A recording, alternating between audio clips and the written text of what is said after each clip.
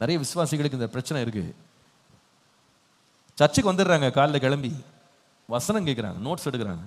ஆனால் பிரசங்கம் முடிகிற வரைக்கும் அவங்களுக்குள்ள என்ன ஏக்கம் நிறைய பேருக்கு இருக்கு அப்படின்னா, இன்றைக்கு ஆண்டவர் என்னுடைய உலக பிரகாரமான ஆசீர்வாதத்துக்கு ஏதாவது வாக்குத்தத்தம் கொடுப்பாரா?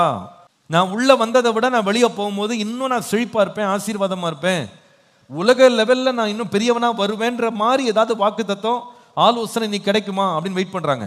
கிடைச்சா சந்தோஷமா போவாங்க, கிடைக்கலன்னா ரொம்ப துக்கமா போயிடுவாங்க. 1 hour உட்காந்து என்ன பிரயோஜனம்? வெறும் ஆவிக்குரிய வாழ்க்கை ஆவிக்குரிய வாழ்க்கை ஆவிக்குரிய வாழ்க்கைனா என்னங்க?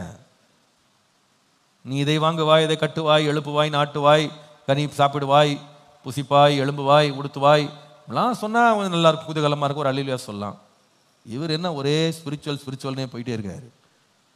பாதியிலே டைரி மூடிடும், போதும் போ, என்ன இதே தான், இதே ஆவிக்குரிய வாழ்க்கை, என்ன ஆவிக்குரிய வாழ்க்கை.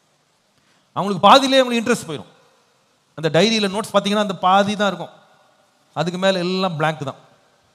அந்த இன்ட்ரெஸ்ட் போயிடும், பின்னாடி ரிவர்ஸில் போயிடுவாங்க. போதுங்க, சும்மா ஆவிக்குரிய வாழ்க்கை ஜபம் போதும். ஏதாவது நல்ல ஒரு உற்சாகமாக ஒரு வாக்கு தத்தம் கொடுத்தா நல்லா இருக்கும்.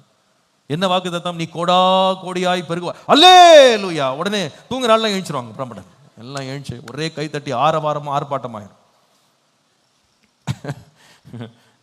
ஏன் தெரியுமா?